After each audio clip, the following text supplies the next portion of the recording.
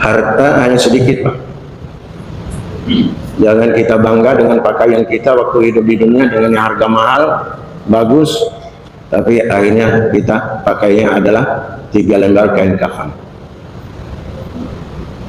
Jangan kita bangga punya rumah mewah, besar, perabotnya.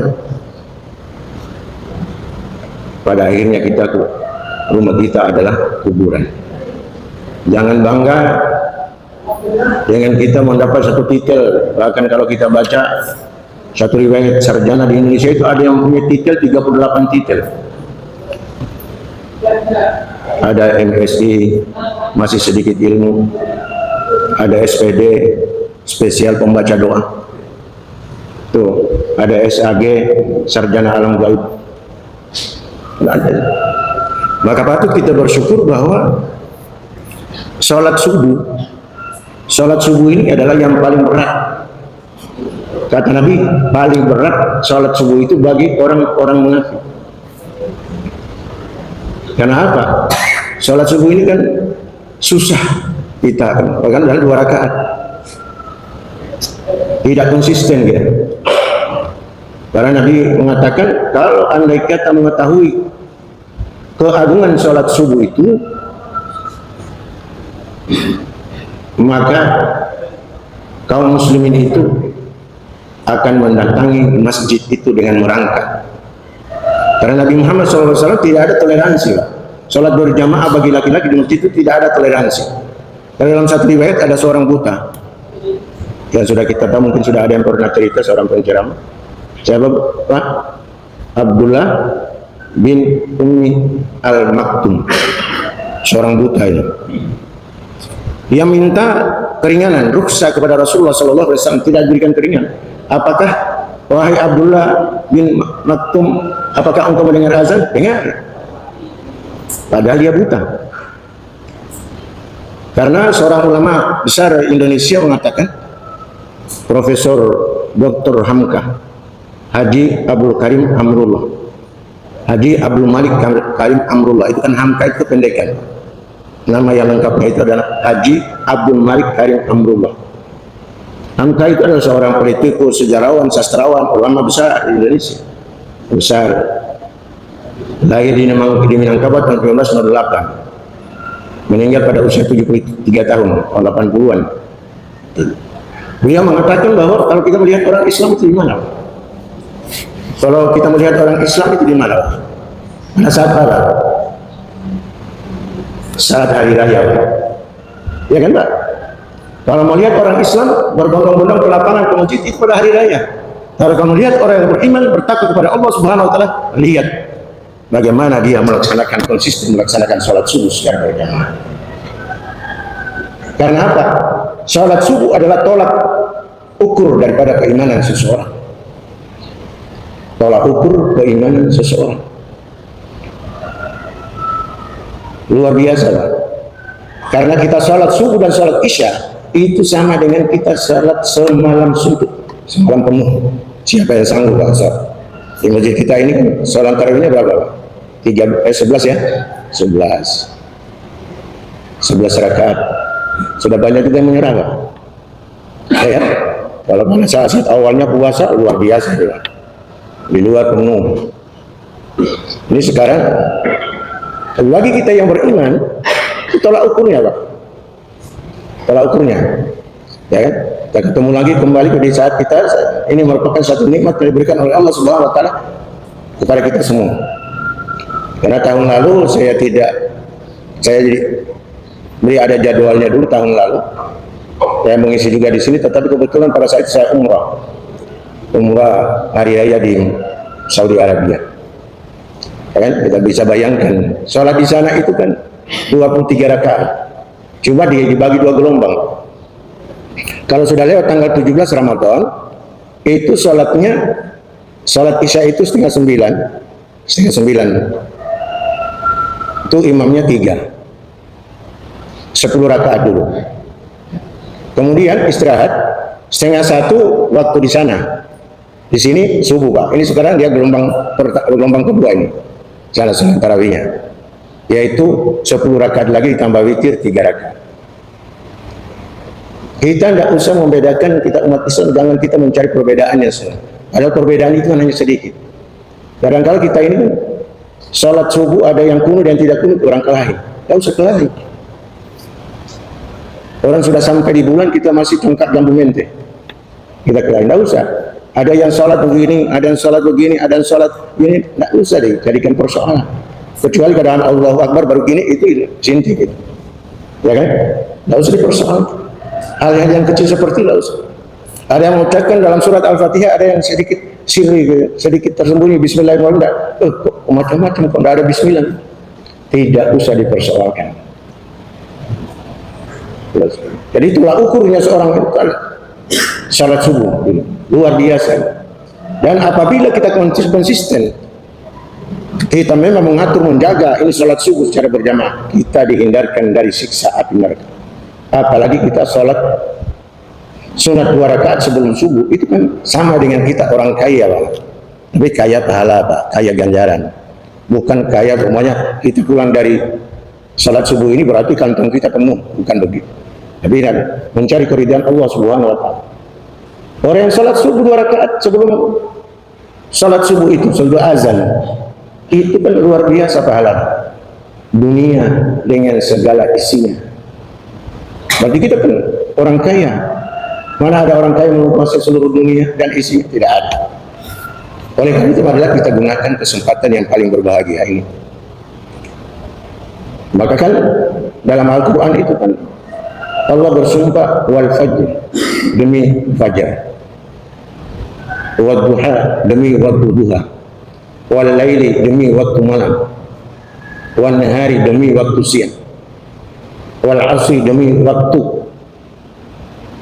Maka Allah Subhanahu wa taala menciptakan satu bulan dalam satu tahun itu, salah satunya adalah bulan Ramadan ini untuk kita beramal yang sebanyak-banyak. Kalau di dalam dunia pendidikan itu disebut apa? Untuk mempercepat kelulusan anak itu sekarang kan SD bisa 5 tahun, Pak. SMP bisa 2 tahun, SMA bisa 2 tahun. Berarti dikurangi 3 tahun. Jadi kalau anak SD masuk 6 tahun, ya kan? SMP-nya 3 tahun, SMA-nya 3 tahun, berapa itu? 12 tahun dikurangi 3 tahun, itu 9 tahun saja. Berarti umur 15 tahun kalau anak itu cerdas. Itu 15 tahun itu sudah sarjana S1. Disebut apa? Akselerasi, percepatan. Jadi dalam ajaran agama kita ada percepatan juga, Pak. Allah berfirman dalam Al-Quran Al-Karim dalam surat Al-Imran ayat 133. Wasari'u ila maghfiratin min rabbikum wa jannatin 'arduha as-samawati wal ardh u'iddat lil muttaqin. Bersegeralah kamu mohon ampun kepada Tuhanmu. Wa jannatin, yang surganya itu adalah seluas langit dan bumi. U'iddat lil muttaqin, diperuntukkan untuk orang siapa ini? Orang-orang yang bertakwa kepada Allah Subhanahu wa taala. Luar biasa. Ini kan bagaikan Allah membuat satu promosi kepada kita. Buat satu promosi.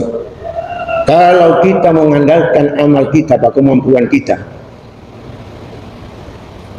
Saya termasuk pribadi saya menjadi guru agama itu, Pak. Jadi guru agama di SMP itu 38 tahun, Pak. Saya pensiun 2015. Saya mulai mengajar itu tahun 1980. Mulai mengajar di SMP. Saya waktu haji, saya sama pembimbing itu, Pak, saya kadang konsultasi dan koordinasi di kamar itu. Saya bilang kalau teori kalah, Bapak. Kalau masalah praktis saya mau tanya sama Bapak.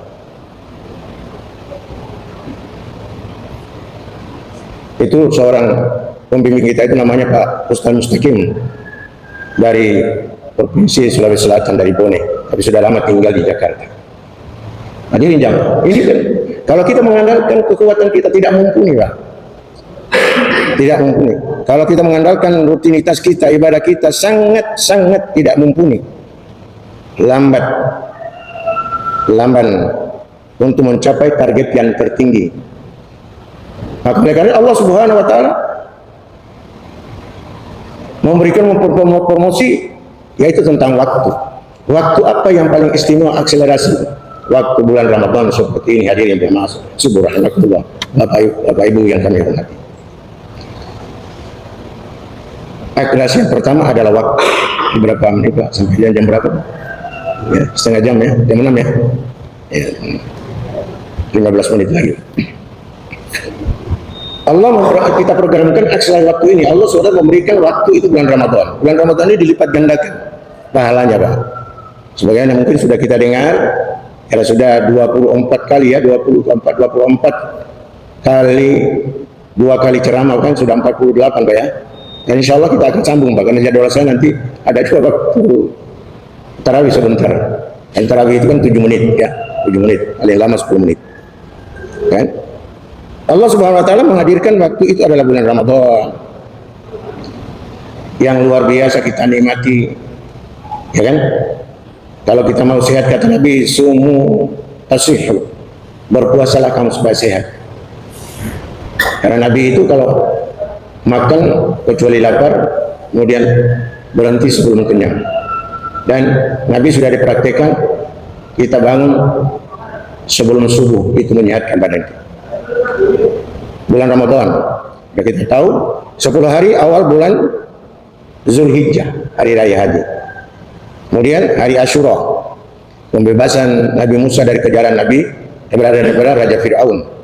Kemudian hari Jumat, karena kita memiliki hari yang istimewa, hari Jumat. Sepekan, karena kita dalam orang Islam tidak ada kenal seminggu, sepekan. Maka kita sebutkan minggu, jangan sampai kita biasakan Ahad, hari pertama. Ya.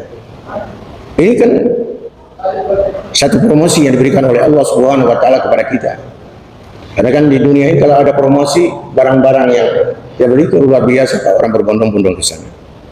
Karena Allah Subhanahu wa taala dengan promosi waktu ini, akselerasi waktu ini, tidak semua waktu, tidak setiap saat, kemudian tidak datang terus-menerus, tapi hanya pada waktu tertentu dan sangat terbatas. Sangat terbatas. Kan 1 tahun 12 bulan. Bulan Ramadan itu kan 1 bulan saja Pak. 1 bulan saja. Disinilah kita ambil untuk menangkap peluang itu dan momentum untuk kita mempercepat nilai-nilai amal ibadah kita, sehingga kita keluar dari bulan Ramadan ini mau diampuni oleh Allah Subhanahu wa taala dosa-dosa yang kita lakukan. Yang kedua, program akselerasi ini kita adalah tempat. Tempat itu adalah salah satunya adalah masjid. Kalau kita sholat di masjid, itu kan bandingannya 27 derajat daripada sholat sendirian. Sholat di masjid. Kalau kita sholat di masjid Nabawi di Madinah itu 1000 kali dibandingkan di masjid lain. Kalau kita sholat di Masjidil Haram itu 1 kali 1 hari itu, 1 hari saja. Itu bandingannya sampai dengan 100.000 kali. Kalau 100.000 kali itu kita bagi 365 hari. Ini secara matematika Pak.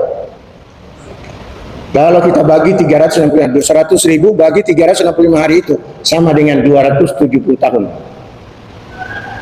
Jadi beruntunglah orang yang mengorbankan hartanya biarpun pas-pasan dia untuk umrah. Kita sholat di Masjidil Haram itu 100.000 kali dibandingkan kita sholat di masjid lain di dunia. Hadirin jamaah sholat subuh rahimakumullah. Oleh karena itu mari kita gunakan ya masjid yang begitu indah. Tidak ada artinya kalau tidak ada jamaahnya. Ya kan Pak? Ya. Itu indah. Kita bangun dengan kegotong royongan kita, kebersamaan kita, dari proses pembelian tanahnya sampai dengan bangunan yang megah ini, itu adalah merupakan satu investasi yang kita tidak duga-duga, tidak ada perhitungan kita keluarkan. 100.000, 5.000 rupiah, 500.000, itu adalah merupakan satu bekal. Tidak ada yang kita bawa Pak. Kalau makanan yang kita makan setiap hari itu akan terbuang Pak, jadi kotoran. Kalau pakaian yang kita pakai ini sampai usang, itu yang paling kekal dan abadi itu adalah sedekah. sedekah. Itu yang abadi. Maka seorang milioner pernah ditanya, Bapak katanya punya harta banyak. Oh enggak, harta saya hanya 1 miliar saja. Oh, Bapak ini bohong. Iya betul. Ditanya lagi, Bapak punya anak berapa? Karena punya banyak anak, hanya 1 anak saja. Oh, ini Bapak ini bohong lagi. Maka dia jelaskan bahwa memang pandangan Anda, dia tanya dari yang bertanya itu, seorang milioner ini, memang perusahaan saya banyak, puluhan miliar, ratusan miliar, mungkin triliunan, tetapi itu 1 miliar itu yang saya bekal untuk saya sumbangkan di masjid. Itulah yang kekal dan abadi, itulah harta yang sesungguhnya, bukan harta yang ada di bank yang kita simpan. Itu nanti kan jadi rebutan ahli waris. Seorang anak itu kan kelihatan nanti baik-baik atau tidak baik, itu nanti pada saat orang tuanya menua atau renta. Disitulah letak pengabdian seorang anak. Kalau masih baik-baik kita orang tua, kan tidak ada masalah, Pak ya. Tapi kalau kita sudah sakit, disitulah kalau yang beberapa anak punya anak 3, 4, disitulah kita melihat siapa yang mengabdi kepada kita waktu kita salah, pada saat kita menua, pada saat kita sudah jadi orang tua yang renta. Begitu juga seorang anak, seorang saudara, antar bersaudara itu kelihatan aslinya, itu sifat aslinya ada pada saat pembagian harta warisan. Ada yang ngotot, ya kan? Ada yang sabar dan sebagainya. Begitu juga seterusnya. Seorang istri akan kelihatan sifat aslinya pada saat suaminya dalam keadaan bangkrut. Seorang suami akan kelihatan aslinya pada saat istrinya sakit. Hadirin jamaah salat subuh yang itulah. Yang ketiga adalah Allah menciptakan penggunaan akselerasi itu adalah kepada amalan-amalan unggulan. Amalan unggulan ini pernah ditanya Nabi, sahabat Nabi pernah bertanya kepada Rasulullah. Jawaban Rasulullah itu adalah bervariasi sesuai dengan kondisi pada saat itu. Sahabat bertanya kepada ya Rasulullah, amalan apakah yang paling utama? Maka jawab Nabi, amalan yang paling utama, yang paling unggul adalah berbakti kepada kedua orang tua. Tapi pada bakti yang lain berbeda lagi, karena ada yang satu. Nabi mengatakan ada seorang pencuri, penzina, peminum, bagaimana saya bisa meninggalkan supaya tidak mencuri, tidak berzina, tidak minuman keras? Maka kata Nabi, jangan berbohong. Kan? Jangan berbohong. Kalau begitu katanya, Islam itu gampang aja, jangan berbohong. Tapi setelah dia pikir-pikir, kata Nabi, jangan, saya penzina, saya pencuri, saya matu maling dan sebagainya. Tapi kok jangan berbohong? Karena perasaannya begitu dihantui, jangan berbohong. Suatu saat melakukan zina, kalau saya nanti ditanya oleh Rasulullah, bagaimana jawabannya? Kalau saya masih minuman keras, berjudi, akhirnya apa? Tidak berbohong. Ini jamaah salat subuh rahmatullah. Oleh karena itu marilah kita gunakan momen kesempatan berikan oleh Allah Subhanahu wa taala kepada kita pada bulan Ramadan ini.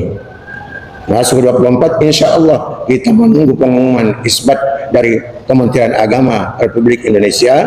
Malam minggu itu kita ada isbat itu, penentuan hilal 1 Syawal, ya kan? Mudah-mudahan sama ya 30 hari, ya kan? Ya perhitungannya 29 30 hari itu sama saja, ya kan? Sama dengan 1 bulan, Pak. Karena namanya perjalanan bulan itu 29 dengan 30, tidak ada 31, tidak ada 29, tidak ada 28, ya kan? Oleh karena itu hadirin jamaah salat subuh berbahagia, kalau kita berdoa kepada Allah Subhanahu wa taala, semoga amal ibadah kita yang lakukan dalam bulan Ramadan ini, dan marilah kita konsisten, kita laksanakan salat subuh secara berjamaah, ya, bukan hanya pada saat kita dalam bulan Ramadan ini, tetapi hari-hari berikutnya setelah pasca Ramadan, Ramadan berikutnya, Ramadan dan seterusnya, sampai Allah Subhanahu wa taala memanggil kita, yaitu kita meninggalkan dunia yang fana ini, sehingga kita dapat mempunyai bekal yang luar biasa kita untuk mempertanggungjawabkan amal perbuatan kita di dunia ini dengan sebaik-baiknya, yaitu kita mempunyai bekal dan pundi-pundi amal yang luar biasa, dan Allah akan mengampuni dosa-dosa kita, ya. Dan kita akan berdoa kepada Allah Subhanahu wa taala, mudah-mudahan Ramadan yang akan datang kita ketemu kembali. Mohon maaf atas segala kekurangannya. Begitulah kemampuan yang ada pada kami. Mudah-mudahan ya, bahwa yang benar itu adalah dari Allah Subhanahu wa taala, dan kekurangan kami adalah dari pribadi kami sendiri dan kelemahan kami sebagai pribadi pada manusia. Sekali lagi mohon maaf dan terima kasih atas kepercayaan memberikan ceramah pada salat subuh kali ini. Kami akhiri wabillahi taufiq. Assalamualaikum warahmatullahi wabarakatuh.